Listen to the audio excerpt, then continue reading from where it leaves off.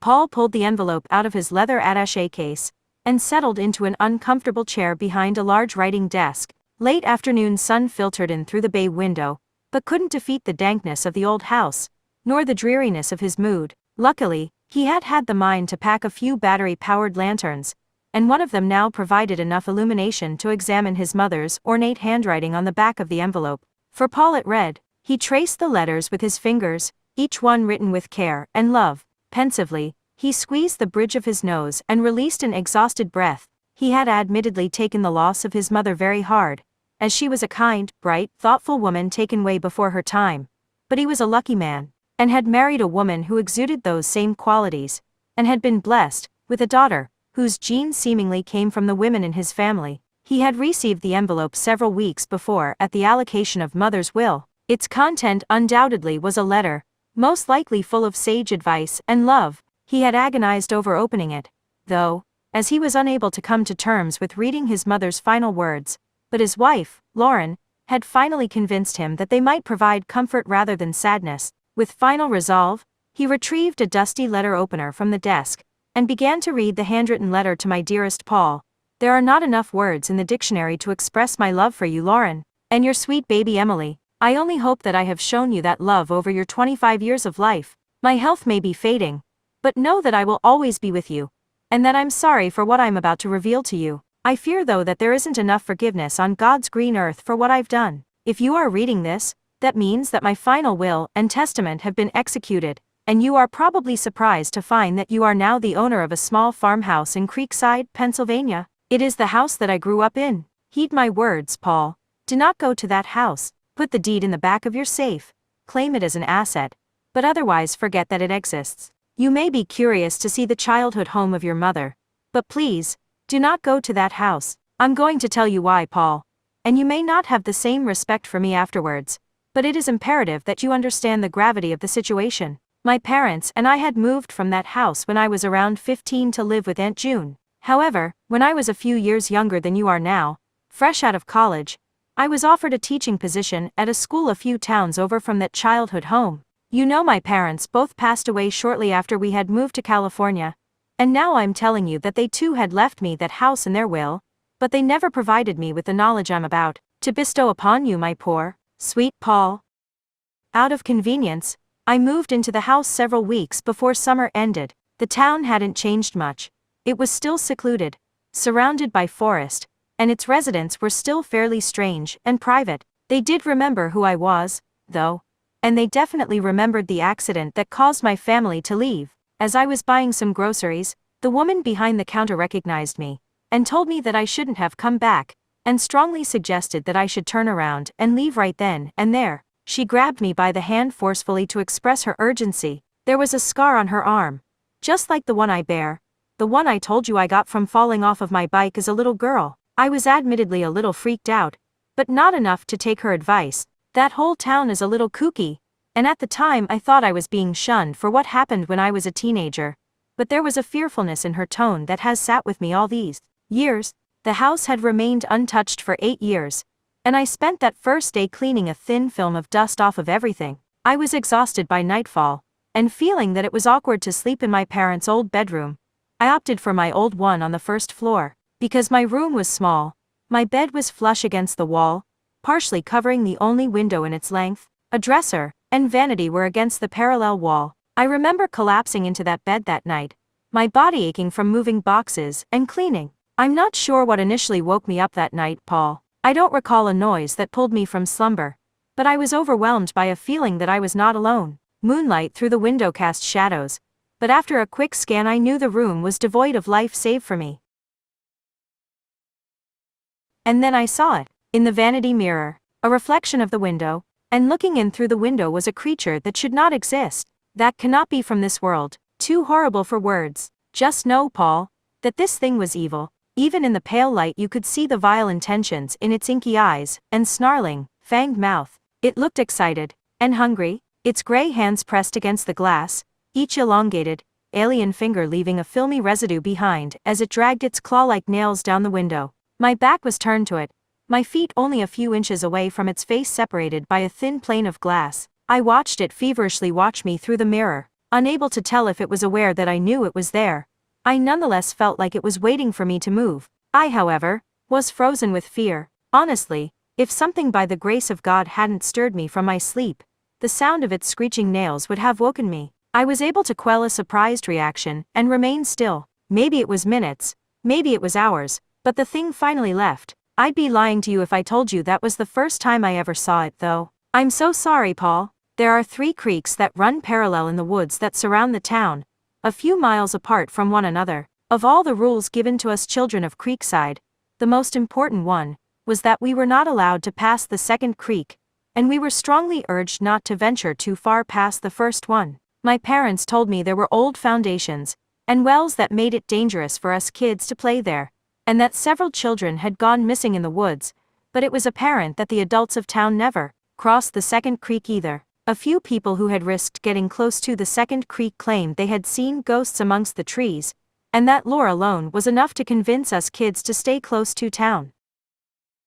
My best friends growing up were Jimmy and Andy. Jimmy, you know, would later become your father, but Andy was always a bit of daredevil and troublemaker, and I was an impressionable young girl. One day, Andy has stolen a few of his dad's cigarettes, and the 3 of us went into the woods like a bunch of stupid hardasses to smoke them. Andy got the crazy idea that we needed to rebel even more and explore the woods past the second creek. Jimmy and I were scared, for it had been so ingrained in us to never do it, but Andy was persuasive. Andy crossed the ancient-looking bridge over the second creek, first cigarette in mouth. Jimmy and I delayed across from him. It became clear that Jimmy wasn't going to do it. He threw a rock at Andy, called him an idiot, and started walking up the path towards town. I begged Andy to come back with us, and I must have thrown my head back in frustration when he teased me. That's when I saw it. The gray, gargoyle-like creature. It was perched in a tree, not too far away from where Andy was standing. It looked like a vulture eyeing its prey. I had barely started to scream when it leapt from the tree and tackled Andy to the ground. Jimmy ran back to my side, but neither of us had any idea what to do, let alone how to comprehend the fear. I could hear Andy screaming and fighting, and I swear, Paul, that sound has never left my ears. I grabbed a rock and ran across the bridge. I hit the thing over the head, but it swiftly knocked me back into the water. I struggled, but Jimmy pulled me out on the other side just in time to see the creature make off with Andy's limp body through the trees. I don't know how long Jimmy and I sat there in shock, but the stars were out when we reached my house. We told our worried parents and the other adults who had gathered there our story. All of them seemed more shocked that Andy and I had crossed the creek than by descriptions of the creature. Jimmy's mom let out a cry of relief when she realized her boy had not crossed. But my parents started packing up loose belongings and clothing hastily. We left town that night and drove the whole way, Aunt June's, only stopping once, outside of Chicago. My parents died only 6 months later from a disease that doctors couldn't identify.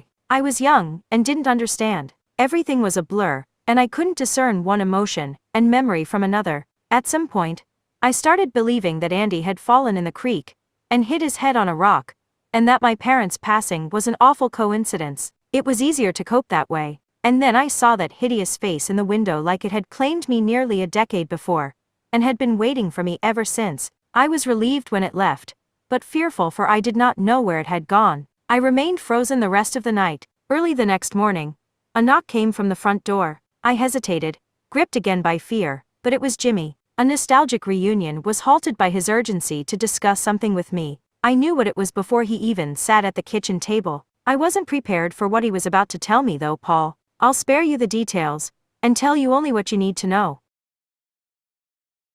This thing that lives in the woods has been there for a really long time, Jimmy says, far before the original settlement of Creekside. Nobody knows exactly where it came from, or much else about it, only that it was responsible for the vicious deaths of many of the town's children. It likes young blood, Jimmy told me. Nobody could figure out a way to kill it either. But the thing was conniving and sentient, and realized that if the people left, its food would too. On the other hand, the townspeople feared that wherever they went, the creature would follow. So a deal had been made in blood. Anything that moved between the Oval, the second and third creek created, belonged to the creature, and in turn, the creature would never harm anything that didn't cross that boundary. Jimmy told me I belonged to the creature because I had crossed the bridge, and my parents had been killed because they betrayed the pact. You see, Paul, it's a curse. I know it's hard to believe.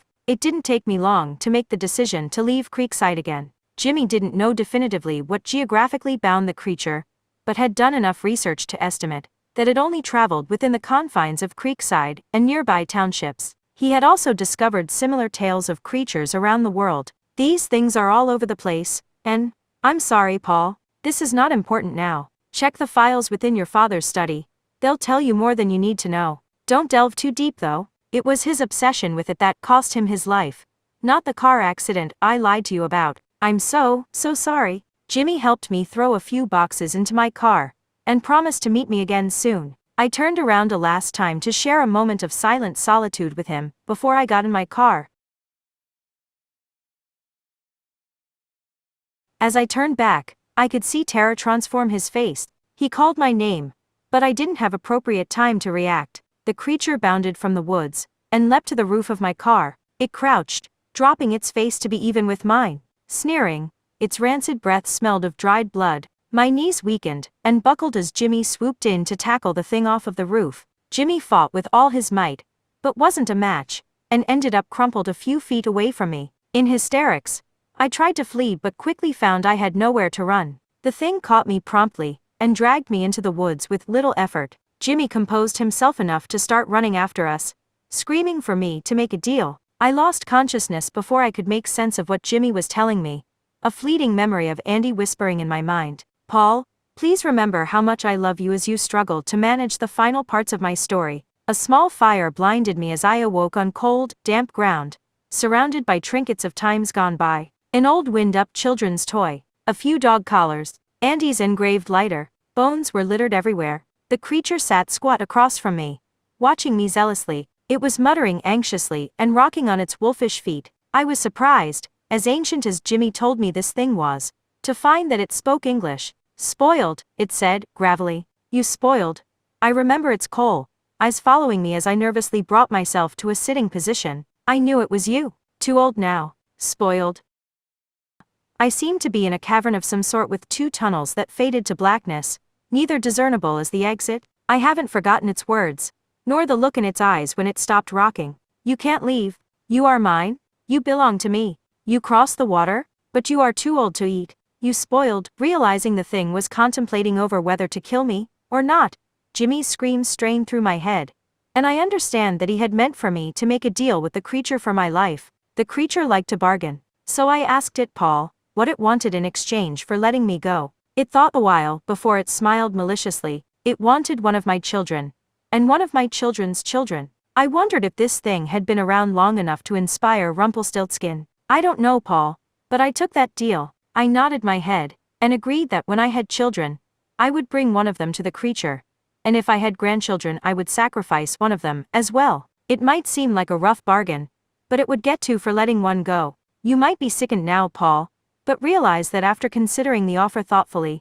I simply intended to just never have children. I resolved to give up becoming a mother. I thought I had tricked it. The creature took my hand, cutting its claw deep into my forearm, creating a brand that would bond me for life. Then, it simply let me go. Jimmy, and several others he had gathered, waited at the bridge. None of them asked me how I survived, for they all knew by the scarlet letter on my arm. As you know, Jimmy would leave Creekside and settle with me near Aunt June in California. On good conscience, I couldn't sell the house and put another family in the vicinity of that evil thing. I had become resigned to the fact that I had to abandon the opportunity of motherhood, but could never bring myself to permanently and medically destroy the chance of pregnancy. I just couldn't do it, Paul.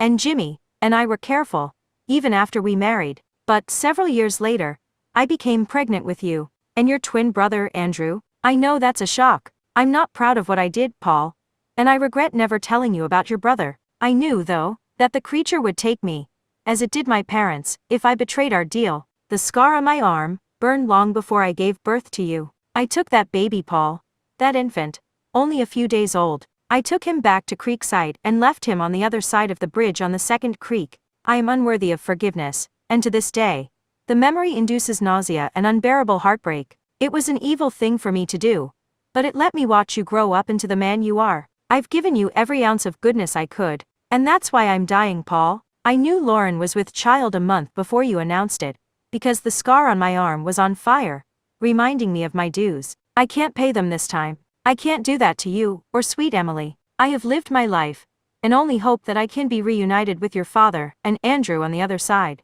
I fear that my actions have provided for more insidious consequences. However, I will repeat my initial warning, Paul. Do not go to that house in Creekside. Only evil waits there. I can't bear to imagine if the creature is able to reach Emily. Our sweet, sweet Emily. I love you, Paul, with my whole heart. I am so sorry, but do not deserve your forgiveness. Mom. Paul put the letter down on the writing desk. He could distinguish disturbed and disgusted emotions amongst a primal fear and sadness. He couldn't categorize and understand his thoughts. He was unable to tell if these emotions were targeted toward his mother or himself. His mother had made some awful and anguishing decisions, sure, but he probably should have read the letter before he brought his wife and daughter to this place. Suddenly, his mother's childhood house seemed a little darker. Dazed, he tried desperately to grasp the connotations of his mother's letter. The sound of glass smashing broke his stupor, the sound of glass shattering, the ferocity of his wife's screams, and the fading wail of his daughter's cries.